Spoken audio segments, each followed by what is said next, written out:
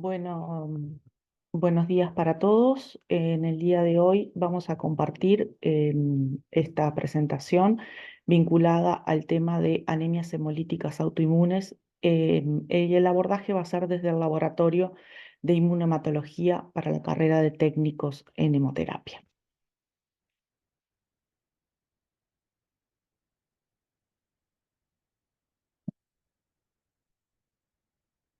Vamos a ver si me deja compartir la presentación. Sí, por aquí. Bien. Siempre decimos que estas situaciones suceden cuando estoy terminando mi jornada laboral, cuando viene un fin de semana largo, cuando ya hemos pasado y sucedido muchas actividades durante el día, así que estas cosas siempre ponen en desafío y a ponerle el pienso, en este caso, a cada una de las cosas que vamos a ver en el día de hoy. Y bueno, ¿qué hacemos cuando nos enfrentamos a esta situación? Lo primero y sobre todo es obviamente no desesperar. Siempre son desafíos importantes el llevar a cabo estas técnicas y sobre todo tener la disponibilidad de sangre para un paciente que prontamente la está necesitando. Con lo cual vamos a tener que recabar muchas informaciones que son las que nos orientarán en este caso para poder tomar las decisiones. Y bueno, lo primero que nada es determinar si esto realmente es una emergencia transfusional, ¿sí? O si es un paciente que previamente ya tenía una anemia y está en una nueva recaída, o tiene alguna situación que hace que haya habido una nueva crisis hemolítica. Después tenemos que saber si conocemos el grupo AB0 de nuestro paciente y si conocemos el grupo RHD de nuestro paciente. Saber si tiene estudios inmunohematológicos previos, si el paciente ya poseía anticuerpos irregulares. La edad del paciente también es un determinante, la historia clínica que vamos a estar en conocimiento. Y bueno, y desde este lugar y desde el recabar todas estas informaciones, nos van a diseñar el esquema de trabajo que vamos a realizar en nuestro laboratorio.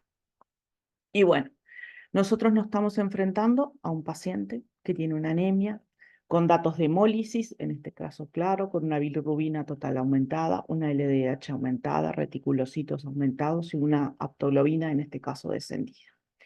Y nuestro primer ensayo, como ustedes bien saben y viendo previamente, va a ser el que define el origen inmune o no inmune de nuestro proceso, en este caso, que se está determinando en un paciente que nos encontramos con anemia y una hematimetría y un perfil que es compatible con una hemólisis. Entonces, ahí vamos a tener como dos grandes divisiones. Cuando tenemos nuestro ensayo, que es el test de Coombs directo, el mismo se encuentra negativo o en su defecto positivo. Ahí se hablen dos grandes escenarios que nosotros nos vamos a ir encaminando a aquellos escenarios en los cuales tenemos un test de Coombs directo, poliespecífico, positivo y con algunas eventualidades que las vamos a nombrar más adelante. Simplemente haremos el razonamiento de cuando tenemos un test de Coombs directo negativo. Bueno, en este caso, por lo general, nos encontramos frente a anemias hemolíticas de origen no inmunológico, que no es competencia de la clase de hoy. Nos vamos a adentrar entonces en aquellos resultados en los cuales tenemos un Coombs directo que es positivo y ahí uno sella de alguna manera frente a la historia clínica y a los datos de laboratorio el posible origen inmunológico de esta anemia hemolítica. Entonces ahí tenemos varias situaciones. Tenemos aquellas que están vinculadas con los autoanticuerpos, ¿sí? Después tenemos aquellas vinculadas a inmunomedicamentos, ¿sí? O a aloanticuerpos, que también son anemias hemolíticas. La única diferencia es que no son autoinmunes. No olvidarlas porque están también dentro de los escenarios que uno puede tener que investigar en una reacción hemolítica post-transfusional u en una enfermedad hemolítica del recién nacido. Vamos acotando nuestro camino y nos vamos a adentrar en aquellas que son los autoanticuerpos. Dentro de ellos tenemos los 3 espectros que habitualmente manejamos, que son los anticuerpos, en este caso calientes, que muchas veces están vinculados a infecciones, a enfermedades autoinmunes, a síndrome mielodisplásicos. En el caso de los anticuerpos fríos también, a infecciones en muchas oportunidades y a otros síndromes mieloproliferativos que también los podemos encontrar. Y una tercera entidad, los autoanticuerpos a frigor, donde el anticuerpo es bifásico, o de Donland-Steiner, vinculados muchas veces a infecciones. Y bueno, parados en este lugar, ¿qué es lo que nos importa en esta situación? ¿Quién nos importa? ¿Quién es nuestro objeto de estudio en esta situación? ¿Quién nos importa encontrar en el suero? ¿Nos importa encontrar el autoanticuerpo? Bueno, perfectamente ya nuestros estudios inmunohematológicos nos van a demostrar que la membrana de nuestro glóbulo rojo está recubierta, en este caso, por inmunoglobulinas o fracciones del complemento. Más adelante veremos cuáles son las fracciones de inmunoglobulina que podemos encontrar. ¿O nos importa encontrar al autoanticuerpo? Al aloanticuerpo en este caso, vamos a ver que es quien nos puede ocasionar, enmascarándose por el autoanticuerpo que tenemos presente por el proceso hemolítico, y bueno, en ese caso, nuestro problema siempre va a ser el aloanticuerpo. Y después, saber qué es lo que hay pegado en la membrana de mi glóbulo rojo. Esos son como los 2 escenarios en los cuales nos importa conocer y nos importa saber y nos importa abordar desde el laboratorio de inmunohematología, porque estas situaciones comprenden, obviamente, tratamientos diferentes de acuerdo a la definición inmunohematológica que nosotros demos al perfil de este paciente. Entonces, centrándonos, como vimos en la diapositiva previa, uno de los ensayos fundamentales que tenemos en el laboratorio de inmunohematología es el test de Coombs directo poliespecífico. ¿Qué significa poliespecífico? Que detecta tanto sea fracciones de inmunoglobulina G como fracciones del complemento. Es el primer ensayo que uno va a hacer. Acá tenemos diferentes imágenes y diferentes plataformas y en este caso algunos de los insumos que nosotros utilizamos en el laboratorio, como puede ser la plataforma en tubo o en fase líquida, la plataforma en fase sólida. Todas ellas, el reactivo que utilizan es exactamente el mismo, obviamente diseñado para cada una de las plataformas con las cuales vamos a trabajar. Entonces, lo que vamos a buscar es en la membrana de nuestro glóbulo rojo qué es lo que él mismo tiene adherido y qué importancia tiene en este caso para el seguimiento de nuestro paciente y cuáles son las interferencias que podemos llegar a tener frente a un paciente que tiene un Coombs directo positivo.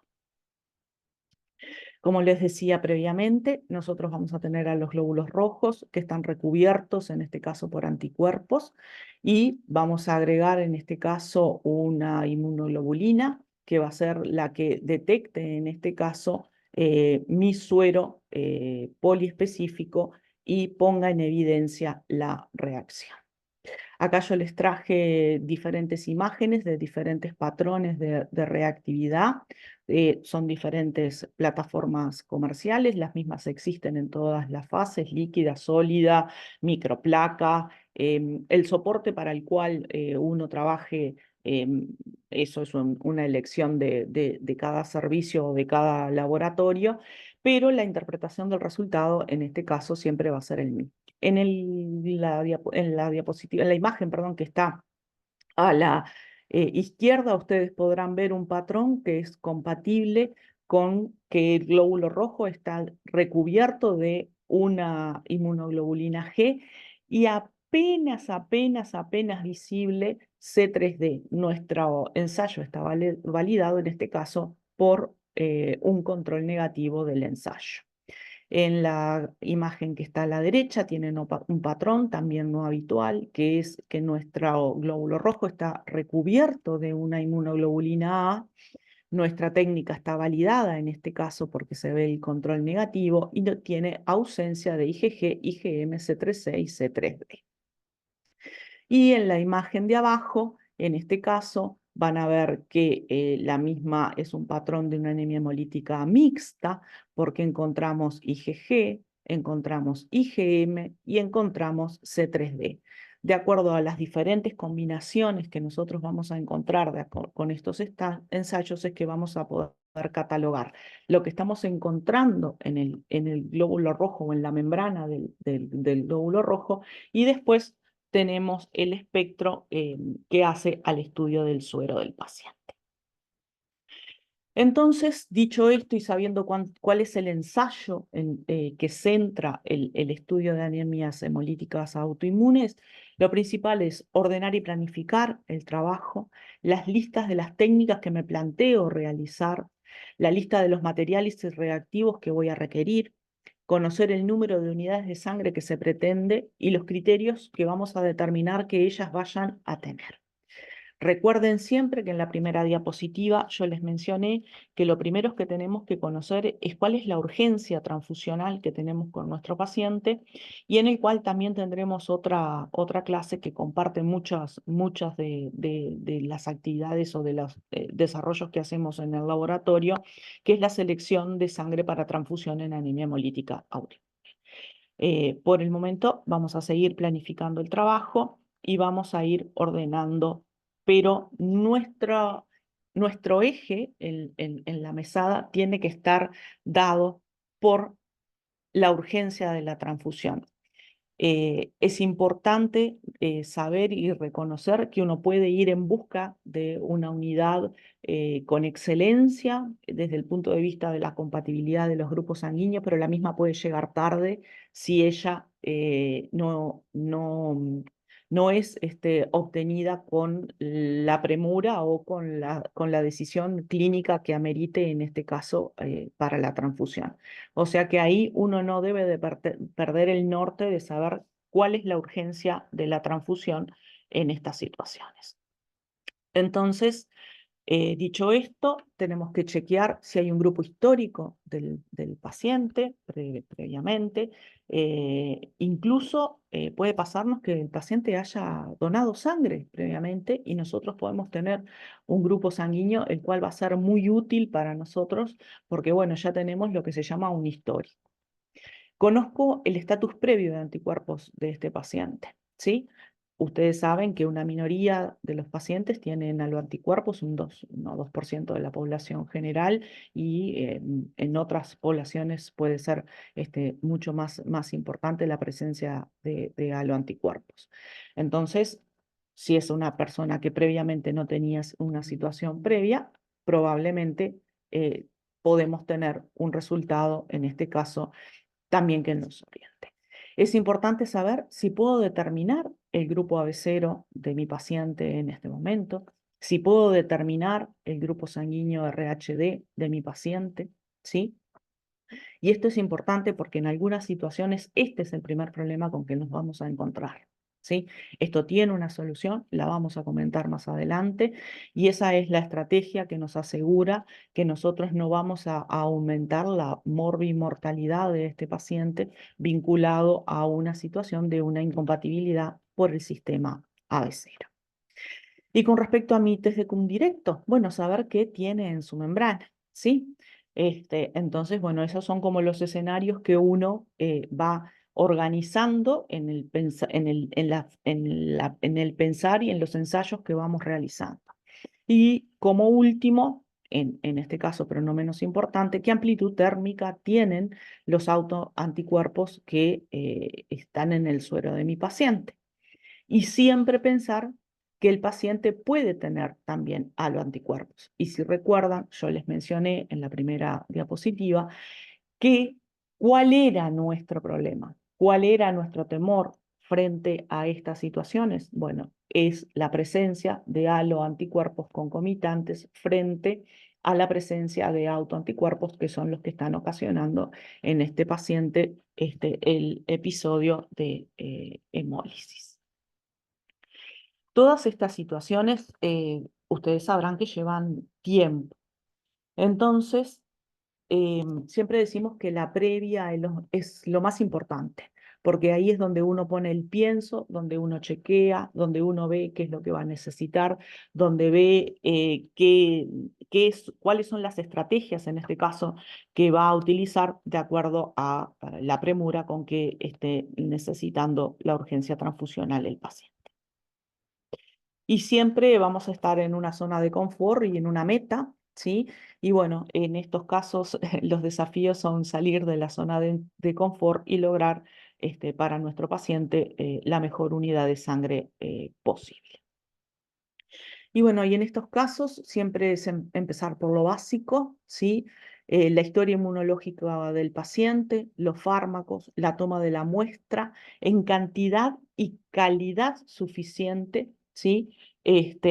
Y una conservación a 37 grados, porque previamente, salvo que esto sea una recaída de una crisis hemolítica en un paciente previamente conocido, no vamos a saber cuál es la amplitud térmica de los autoanticuerpos que nosotros tenemos en el suero del paciente. O sea que tenemos que contemplar en la toma de la muestra la conservación a 37 grados, su colocación en un baño María o en una fuente de calor a 37 grados para, en este caso, impedir la activación del complemento in vitro y que realmente la muestra represente la condición del paciente in vivo. Siempre tomaremos muestras para las pruebas globulares en un tubo anticoagulado con ETA y las muestras para obtención de suero se tomarán en tubo seco o en tubo con acelerador. Esta instancia, que es prácticamente la primera y es donde se juega de alguna manera todo el futuro del diagnóstico inicial del paciente, porque si estamos en un paciente donde la anemia tiene una repercusión que requiera una transfusión o un soporte transfusional de forma inmediata, ustedes recuerden que nosotros vamos a invalidar todas aquellas pruebas de alguna manera, donde la transfusión sea una interferencia. Y ahí hablamos de los fenotipos, hablamos de todo un conjunto de herramientas diagnósticas que van a quedar invalidadas en principio por 120 días, de acuerdo a, en este caso, al número de transfusiones que tenga el paciente y a la tasa, en este caso, de hemólisis también que pueda estar teniendo el paciente. O sea que no tener temor de tomar una muestra, digo, considerable para cumplir con todos los estudios, que los mismos obviamente ustedes van a ver que son en diferido, que nada de ningún estudio de estos va a retrasar la transfusión del paciente en el caso de que la necesitara. Y bueno, recordar que si pienso realizar autoabsorciones, ¿sí? Se deben de tomar al menos 5 tubos septa, ¿tá? Y en pediatría muchas veces esto es una limitante. Con lo cual, en ese pienso y en ese checklist que uno hace, muchas veces en la edad pediátrica, uno selecciona cuáles son los estudios que van a aportar realmente al diagnóstico y a la opción terapéutica que se elegirá de acuerdo a nuestro patrón, en este caso inmunohematológico. Y siempre seguir manteniendo la calma, porque estas situaciones ponen a todo el equipo tenso, ponen a quien se encuentra muchas veces con el paciente en forma presencial y nosotros nos encontramos en el laboratorio y empiezan las llamadas de teléfono y empiezan a preguntarnos si ya está tal estudio, si ya está tal ensayo y bueno, nosotros dejar siempre claro que sangre para estos pacientes siempre va a haber, que siempre tenemos la posibilidad de transfundirlos, que lo que buscamos en este caso es aquella situación que sea la mejor elección para este paciente. En general, ustedes van a ver y a observar que hay una reticencia a las transfusiones en los pacientes con anemias hemolíticas autoinmunes, pero también hay que tener claro que cuando la misma está indicada es la opción correcta y los riesgos en este caso deben asumirse. Así que bueno, desde el laboratorio nosotros vamos a decir, y como siempre comentamos, tranquilo chicos, vamos a trabajar. Entonces, ¿qué cosas tenemos que recordar? Y una muy breve reseña de las situaciones que nos encontramos en el laboratorio. Dentro de las anemias hemolíticas frías, que son dentro de las crónicas, son las más comunes en adultos, que son agudas en todas las edades, mayormente benignas. El isotipo de inmunoglobulina que tenemos en este caso y su temperatura óptima es 4 grados. La magnitud clínica se correlaciona con la amplitud térmica de esta inmunoglobulina M y el título, ¿sí? Pero, como bien decíamos, nadie va a esperar a que se hagan una titulación o se hagan determinadas situaciones para tomar una conducta transfusional. Estos son estudios que todos deben de hacerse en diferido una vez de resuelta la urgencia transfusional. Después tenemos el síndrome de aglutininas frías, en donde reaccionan a 0 grado hasta 4, pero también a 30 grados. Entonces, muchas veces estas situaciones, ustedes van a ver que en la toma de la muestra, estas cosas pueden llegar a producir interferencias en lo que son diferentes ensayos de laboratorio, que muchos de ellos los tenemos a temperatura ambiente. Raramente los encontramos reacciones a 37 grados. Títulos superiores, en este caso a 500 a 1000, son de importancia clínica en el síndrome de clero-aglutininas. Dentro de las especificidades que tenemos en anemia hemolítica fría, las especificidades anti-I, anti-H, anti-P, ciana, LUTB, son especificidades en este caso las más comunes. Lo que no va a hacer es que uno busque, en este caso, sangre compatible con estas especificidades. Van a ver que muchas de estas situaciones, el autoanticuerpo y el halo, y si el autoanticuerpo tiene exactamente el mismo comportamiento con la sangre transfundida que con la sangre propia y no incrementa en este caso la hemólisis del paciente. Con respecto a las anemias hemolíticas calientes, que recordar, dentro de ellos el test de Cum directo, que tiene el mismo en la membrana, en su mayoría son IgG y C3D, algún porcentaje son solamente IgG y algún porcentaje también pueden ser solamente la presencia de complemento, en este caso C3D o C3C. El eluido en este caso va a ser reactivo, anticuerpos de tipo IgG, y habitualmente reaccionan con casi todas las células con una especificidad anticomplejo RH o lo que se denomina también complejos antimembrana, ¿sí? Entonces, la posibilidad de encontrar unidades desde el punto de vista del laboratorio compatible va a ser una situación que realmente no vamos a poder. Siempre recordar que todos nuestros ensayos son in vitro e intentan reproducir qué es la secuencia, en este caso, del comportamiento del autoanticuerpo in vivo. Y bueno, ¿con qué nos vamos a encontrar entonces? Con problemas que son serológicos y vamos a ver algunos de ellos, cuáles son su resolución. Los problemas más importantes y más graves, yo les diría que es el error en la tipificación del sistema B0. Eso es lo que puede comprometer a nuestro paciente y ocasionar, en este caso, una reacción hemolítica por una incompatibilidad B0, por una tipificación incorrecta. Por eso siempre hablamos de que cuando nos encontramos con estos pacientes que son AB-RH positivo, muchas veces uno pone la lupa en esas situaciones porque nos llama profundamente la atención. Y si a eso lo asociamos a un patrón de hemólisis y a un test de Cum directo positivo, poner las barbas en remojo y realmente revisar si no tenemos un error en esa tipificación. En el sistema RH exactamente lo mismo, obviamente no va a ser una situación de compromiso vital para el paciente, pero sí nos puede ocasionar una interpretación incorrecta de un resultado en el cual interpretemos como positiva una reacción y el mismo se deba a la presencia de anticuerpos pegados en la membrana del glóbulo.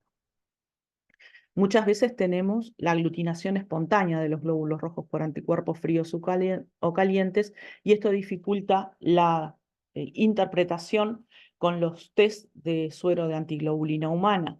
Por eso les decía que muchas de estas cosas necesitan ensayos previos para poder uno, de alguna manera, limpiar esa membrana del glóbulo rojo y hacer una correcta tipificación en ese caso, tanto del sistema B0, el sistema RH y otros sistemas de grupos sanguíneos.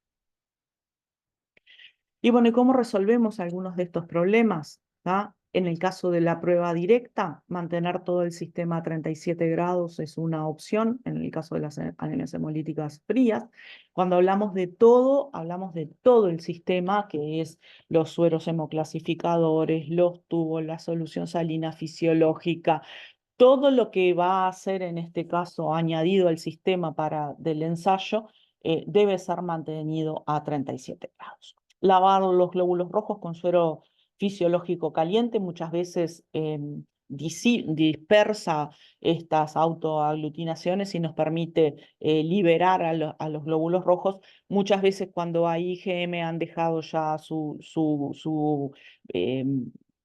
complemento pegado, y eso no nos va a interferir en una prueba de una tipificación directa, pero sí nos puede interferir en situaciones donde utilicemos suero antiglobulina humana. Otras estrategias que pueden ser tratar los glóbulos rojos, en este caso con reactivos sulfidrilos, como pueden ser el DTT, el 2-mercaptoetanol o el SAP. En el caso de cuando tenemos problemas en las anemias hemolíticas, también en la directa, incubar los glóbulos rojos a 45 grados y luego lavar a la misma temperatura. Estas situaciones muchas veces nos disipan, ¿tá? Y nos eluyen de la membrana aquellos anticuerpos que puedan estar haciendo interferencia. En el caso de la inversa, incubar el suero precalentado y los reactivos a 37 grados, y con eso muchas veces podemos solucionar aquellas situaciones en las cuales nos estamos encontrando con lo que habitualmente llamamos discrepancias en el sistema B0 entre la directa y la fase inversa. En el caso del sistema RH también la aglutinación espontánea de los glóbulos rojos recubiertos con IgG, con reactivos de alta concentración proteica. Ustedes recuerden que los antisueros tenemos medio salino, y dentro de los que tienen proteínas, como es la albúmina, muchos de ellos tienen diferentes concentraciones de proteína, al 6%, al 22%, al 30%. Entonces, esas proteínas y los glóbulos rojos recubiertos con IgG pueden producir falsas, de alguna manera, aglutinaciones, porque no es una reacción inmunológica, y eso puede llevarnos a hacer una interpretación incorrecta del resultado. Utilizar reactivos salinos o con baja concentración de proteínas antes de tipificar, también disociar con fosfato de cloroquina o glicina ácida ETA. Eso también nos permite, en este caso, esto que hablábamos, de alguna manera limpiar esa membrana del glóbulo rojo para poder tipificar correctamente. En el caso de que sean inmunoglobulinas M, el 2-mercaptoetanol o el DTT son las opciones que tenemos para esta situación.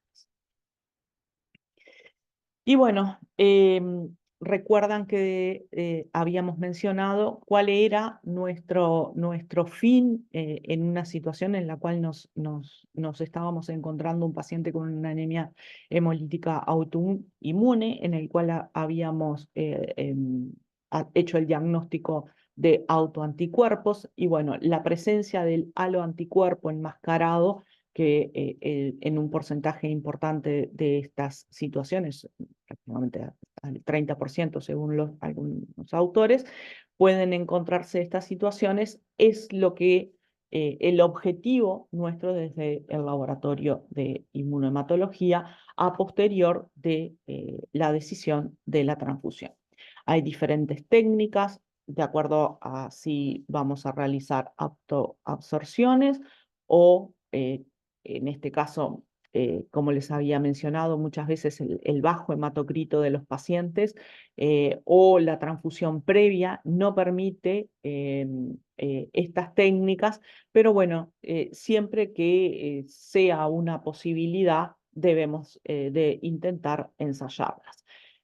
¿Cuál es el fundamento de esta técnica? Bueno, en las autoabsorciones donde nosotros podemos tener una mezcla de haloanticuerpos con autoanticuerpos, se ofrecen los glóbulos rojos propios del paciente o autólogos, se incuba este suero en un detalle de una técnica que esto puede repetirse en varias oportunidades, se pegan los autoanticuerpos a los glóbulos rojos del paciente y en nuestra muestra final va a quedar los haloanticuerpos libres que no se van a unir a los glóbulos rojos propios. En el caso de que no tengamos un haloanticuerpo enmascarado con la mezcla de nuestros autoanticuerpos, vamos a encontrar una muestra libre, en este caso, sin autoanticuerpos y sin haloanticuerpos. Cuando los autoanticuerpos son de tipo frío, bueno, también lo mismo, tomar la preparación para los glóbulos rojos para la autoabsorción, la toma de la muestra, cantidad calcular según el hematocrito que tenga el paciente, se separa el suero, vamos a tener células en este caso con un directo positivo, la técnica tiene múltiples pasos y múltiples veces en el cual pasamos la alícuota de nuestros glóbulos rojos con, en este caso, el suero de nuestro paciente. Podemos disociarlos también por calor o con SAP o difosfato de cloroquina y nosotros fundamentalmente vamos a controlar que luego del ensayo nuestro test de Coombs directo va a ser negativo. Este ensayo es un ensayo laborioso, lleva tiempo, pero es muy útil sobre todo para cuando uno determina el estatus previo de si el paciente concomitantemente, aparte de los autoanticuerpos que tiene la presencia o no de un haloanticuerpo, o más de uno, ¿no? Simplemente imágenes de una absorción en frío, el suero del paciente con la mezcla, se enfrentan a los glóbulos rojos. En este caso, el ejemplo que pusimos es un glóbulo rojo y grande positivo, que es mencionamos previamente, que es la especificidad más frecuente de los anticuerpos frío. Retiramos en este caso los anticuerpos fríos por el mecanismo de la unión antígeno-anticuerpo y en nuestro suero al final va a quedar nuestro halo anticuerpo libre. Sí, está nuestro halo anticuerpo libre. En el caso de anemias hemolíticas calientes, el fundamento es exactamente el mismo, ¿sí? Lo que nosotros vamos a intentar eliminar, en este caso, mediante las diferentes autoabsorciones, es ese anticuerpo anti-IgG que tiene en ese caso el mismo isotipo de la inmunoglobulina que nuestro halo anticuerpo. Ese suero, después de haber sido tratado, permite la detección de haloanticuerpos, la identificación, y es el que se utiliza en este caso para las pruebas cruzadas. En el caso de los pacientes con anemias hemolíticas calientes, ustedes van a ver que el 60-80% de los pacientes presentan anticuerpos reactivos contra todos los glóbulos rojos, con lo cual si decimos que una prueba de compatibilidad es la reproducción in vitro de un fenómeno que nosotros queremos representar in vivo, ¿qué nos quiere decir? Que la mayoría de todas nuestras pruebas de compatibilidad van a ser positivas y eso va a depender de la cantidad del autoanticuerpo que esté en el suero del paciente. La transfusión con una prueba incompatible solo por un autoanticuerpo no provoca reacciones post-transfusionales. Debe priorizarse el fenotipo del paciente y estudiar en diferido la presencia de haloanticuerpos. ¿Por qué hablamos de priorizar el fenotipo del paciente? Porque, bueno, esa es una regla de la inmunología. Uno crea anticuerpos contra aquellas cosas para las cuales son extrañas en el organismo. En el caso del contexto de una anemia hemolítica autoinmune o un disturbio inmunológico que el paciente está creando autoanticuerpos contra sus propios glóbulos rojos o pueden ser en otros contextos contra otras situaciones. Pero entonces, ¿por qué priorizar el fenotipo del paciente? Porque justamente para los antígenos para los cuales el paciente es negativo, es para lo cual tiene la posibilidad, en este caso, de presentar aloanticuerpos que sean clínicamente significativas. Y bueno, ¿cuáles son en este caso algunas de las estrategias para poder tener un fenotipo confiable de nuestro paciente? Hablando de herramientas, en este caso, serológicas y no involucrando a la biología molecular. La elusión es una de ellas como la fuente de obtención de glóbulos rojos para las diferentes pruebas globulares y algo a tener en cuenta es que hay muchas técnicas de elusión y en todas ellas siempre se gana o se pierde algo. Por eso el listado de las técnicas que uno quiera hacer de acuerdo a los resultados que va obteniendo es también lo que va determinando la estrategia y la mejor rentabilidad de los estudios que nosotros hagamos. De acuerdo a ello, elijo la técnica que me sea más adecuada y más rentable, en este caso, para mí. Una excelente estrategia para la obtención de fenotipos, en este caso extendido, lo ideal sería poder obtener un fenotipo del RH, de KEL, del DAFI y del KID. Pero siempre tenemos que recordar que se hace lo que se es posible, ¿sí? Y respetar las necesidades, obviamente, de la urgencia transfusional. La sangre del grupo O es una recomendación cuando hay dificultades y urgencia con la reposición y los estudios complementarios podrán realizarse a posterior. ¿Sí? Esto va en el criterio y en la salvaguarda de que en muchas situaciones no tenemos un grupo sanguíneo previo del paciente y esto y en la propia situación inmunológica del paciente puede llevarnos a no poder determinar el grupo sanguíneo. ¿Está mal no poder? No, no está mal. Y está bueno decir que no se puede o que se puede dilucidar esa situación a futuro, pero que eso no va a tener implicancias en cuanto a la reposición del paciente. Las microtécnicas en microplaca son una excelente opción para la búsqueda de fenotipos en el caso de que busquemos fenotipos con antígenos de alta frecuencia, ¿sí? Y esto nos permite un ahorro, en este caso, de los reactivos, siempre que uno hace una búsqueda de unidades compatible, la que va después a transfundir al paciente, ese fenotipo se reitera en un ensayo en tubo, porque bueno, tenemos diferentes sensibilidades. Recordar los controles positivos y negativos que tenemos en la microplaca. En este caso, tenemos una microplaca en la cual se estaba buscando una combinación de una unidad que fuera C grande negativa, E chica negativa y KEL negativa. Como verán, el pocillito 96 fue el único que dio negativo para las tres especificidades y el mismo ensayo se repitió nuevamente, corroborando la presencia, en este caso, de la concordancia de los dos ensayos en microplaca y la técnica en tubo con una unidad para los tres fenotipos, en este caso negativos. Y bueno, con respecto a la prueba de compatibilidad, ustedes saben que en nuestro marco y en nuestro reglamento de medicina transfusional, el 118/24, la prueba de compatibilidad es obligatoria.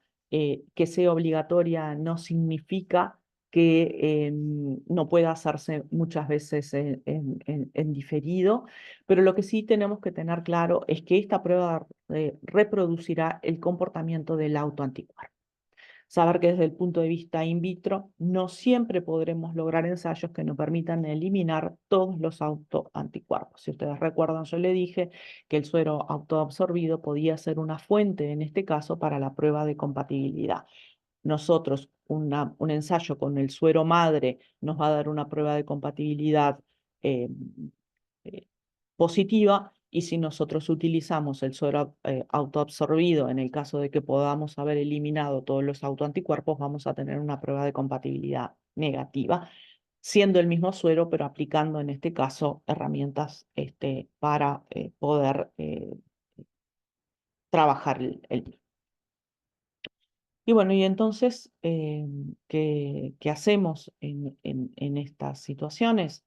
Bueno, en estas situaciones lo importante es trabajar en la urgencia transfusional del paciente, poder definir, saber si podemos definir el grupo sanguíneo de nuestro paciente, tanto en el sistema B0 como en el sistema RH, saber en este caso que hay pacientes que podemos no determinar su grupo sanguíneo en el momento y requerir una transfusión de sangre igual.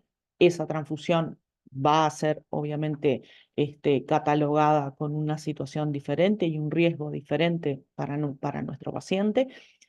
La toma de la muestra, que tiene que ser suficiente, hacer un ordenamiento, en este caso, de los ensayos para poder seguir avanzando a posterior y elegir la mejor eh, unidad de sangre posible para nuestro paciente. En los lugares donde contamos con los recursos para poder avanzar lo suficiente, se hará lo que corresponda, y en los lugares son los que muchas veces cuentan con recursos limitados, saber que muchas veces estos pacientes requieren de la transfusión en un periodo abreviado de tiempo.